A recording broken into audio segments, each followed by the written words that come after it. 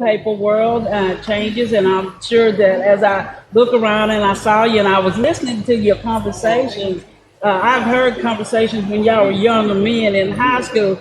What the conversation y'all had today was just totally different. You're talking about investing and talking about things that men do, and I'm hoping that something in this football program, hey, they said something to you to help you grow to be, the men and the citizens that you are today. Uh, First of all, we want to welcome Coach Woods back. I, when he came here and he made a mark in this town. I know he kind of built on the backs of what was already here, but it was during your time. You were some of the players here that that Sapanola jumped onto the national scene, and people they started ranking us like in the first in the 20s. There were a couple of years I know that they actually could have given Sapanola that national championship title during your time, but it didn't come along until a few years later. So, Coach Woods, Coach Ricky Woods, tell us your history of coming to South Panola.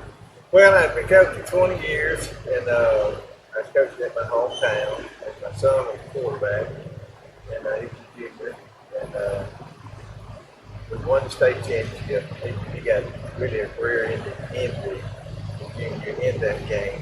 It's a little progression of injury, but that was the time I did it. So actually, we had the whole team coming back. There was about 3 or 4 people, and I was sort of planning on coming back. And I almost did this interview, and I got thinking about it. Ron Oates was the athletic director, and I called Ron. I told Thomas that night. I said, I think I might be going to apply for a job if you can't play. And one that I'm interested in. I told him, he said, I'm perfectly fine with that. So that's sort of how it transpired. Then we had to talk to his mother about leaving him in Ackerman with our brother, my brother-in-law, our brother. So anyway, I called Ron. I was on Tuesday. I interviewed on Friday. I really accepted the job pretty much before I left, and I was in South Panola not that Monday, but the next Monday. And that's sort of how I got to South Panola. And I knew the history. Me and Ed were really good friends. And, I know you Coach Wright beforehand, and I knew it was a tremendous program. From the history of it all the way up, we witnessed the 93 state championship. And Ed, what he did, he won like 81 games in his tenure here in 8 years, and played for 3 state championships. And when I got here, I inherited a great program that he had left. A lot of great players right there. And, you just sort of got in here and sort of got everybody playing on the same team and playing as a family, and it just sort of escalated from there. So it was a great experience in my life. And I'm going to say one more thing. Somebody asked me the other day, because I'm from Ackerman, somebody from Ackerman asked me, and I coached there at head coach 7 and 2 assistant. And they asked me what my best job I've ever had in my life. And coaching, I said I had 2 great jobs. And they said, what? I said, the first time in South Panola and the second time in South Panola. And I said, and that's the truth, because I had 10 years here. This is sort of my home with my wife, and we really enjoy it here. I'll always be a Tiger. I think all these guys are always be a Tiger. So, Which one of y'all were on his first team here? Okay. We was the first senior class. all these guys. Okay. Oh, okay. They all on. Oh, okay. Well, yeah. Tell us about that first year. You're going through a coaching change. With the coach that had a big impact, another coach coming in. What did y'all think? Say, how did you feel? I think Jason Glover has to speak on that more than it was. Okay. We were coming up with sophomore. They were going to be senior. Okay. Well, when he came in, all we had to do was Ed Stanley, but he came in and it seemed like he made things, no disrespect or downfall. It seemed like he made football easy. And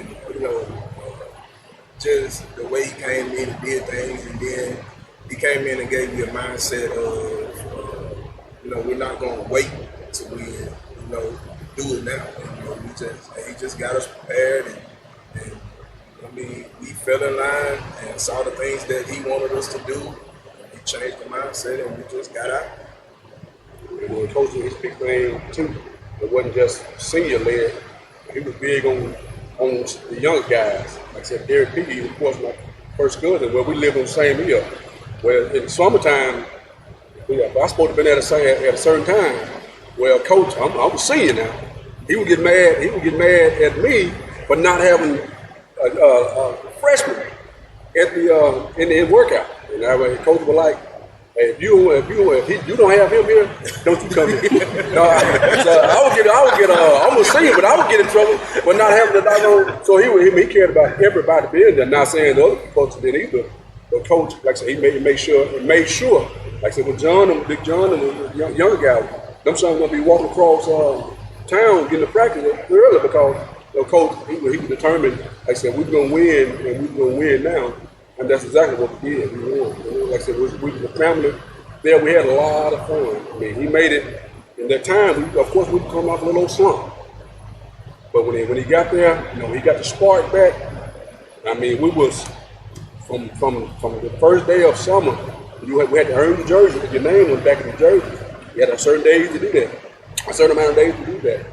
And everybody wanted the name on the back of the jersey, and they made sure of it. So if you didn't earn it, you weren't gonna get it. So everything you got with them, you had to earn it, and they wouldn't give you anything. You had to earn it. Well, I know for me, when Coach first got here, I was definitely a troubled kid in alternative school. And, he came up and put his arms around me and took me in and just showed me that I could be a leader, stop being a follower, and just help me just realize my full potential, not just in football, but in life as a person. But Coach is a godly man. Every Wednesday, he had prayer circles. Everybody say a prayer. You squeeze the other guy's hand off, and he just goes around the circle. And, you also got to see a lot of coaches on the staff that was married, and, got to see that. And, come from a single-parent home, you don't get to see that. And I think that's one of the reasons I'm married now, because that's what I always seen coming up as a little kid.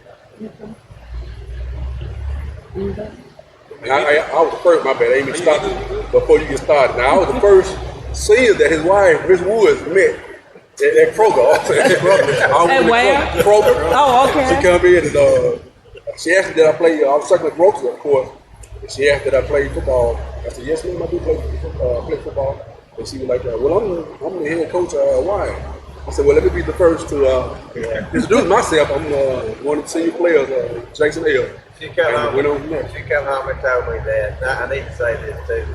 My wife, since I've been coaching high school and junior college games, an assistant and a head, I've been in about 500 games, very, very close to it.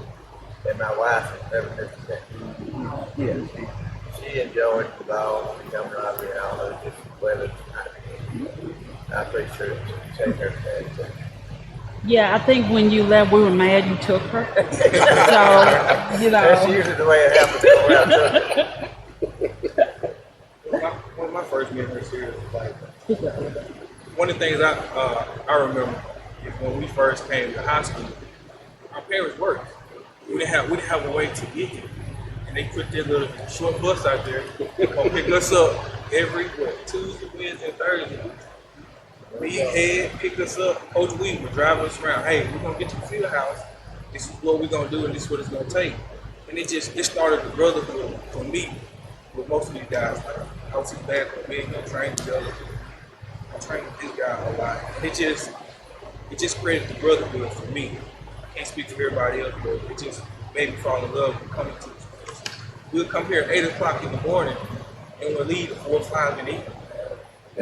Every day. Every day. Oh, yeah. That's all we had. Well, I really enjoy this building, and I'm proud we've got it. But I do miss the old field house a lot. There was a lot of good memories happening in that building. okay.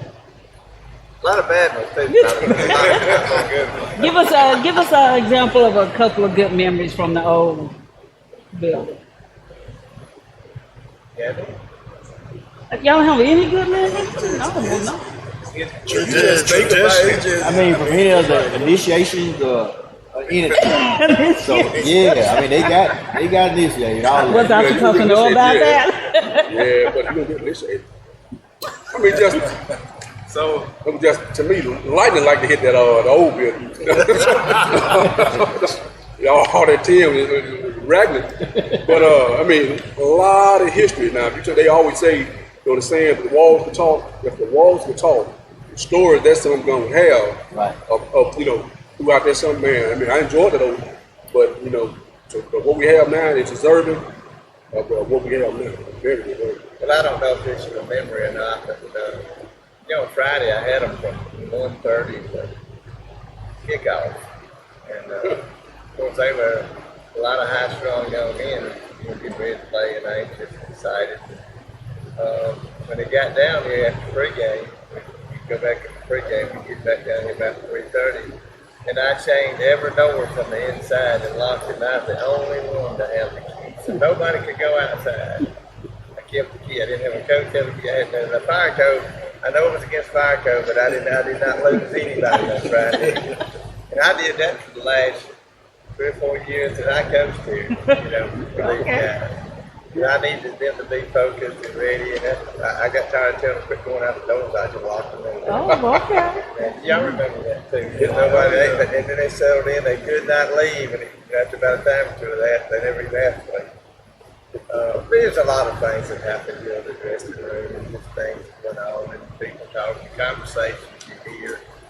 You know, it's just open ears and be observant and a lot of good memories. And, you know, Vaughn was a big part of those memories. One day I looked back there and I heard John and Derek had locked Vaughn in the cage, and I hear Vaughn hollering, "Let Uncle Derek out. Let Uncle Vaughn out, Derek. Let Uncle Vaughn out, Derek." And he done locked him up there, and I had to own the key, and him and John had locked him in there. Yeah. So, I mean, it was a lot of things, but, you know, it was all in fun. And, you know, the film room, they used it for a game room. And we have one over film room now. We got 4 great film rooms, and we had to take turns. And, you know, those kids get in and play those video games. And, you know, it was just it was a ragged old building with a lot of good fences, you know. And when I watched them tear it down, and it was sad in a way, but you know, look at what we got. Yeah. And the kids from all these grades, not just one grade, all these grades earned this building. You know, that's what I told the guys when we public coach with it. Look at those banners down through here. There's a lot of history in this building to get this building.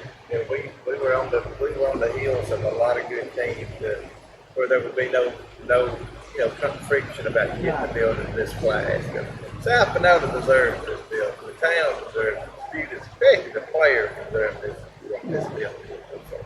And it happened because of these guys. You know, it's just the players are the main thing. You know, coaches talk about different coaches, but it ain't about the coaches. It's all about the players. You go out there and try to win without great players. See how it works out for you. You got great players. Sometimes you just don't need to get out of the way and let them win the game for you. You know?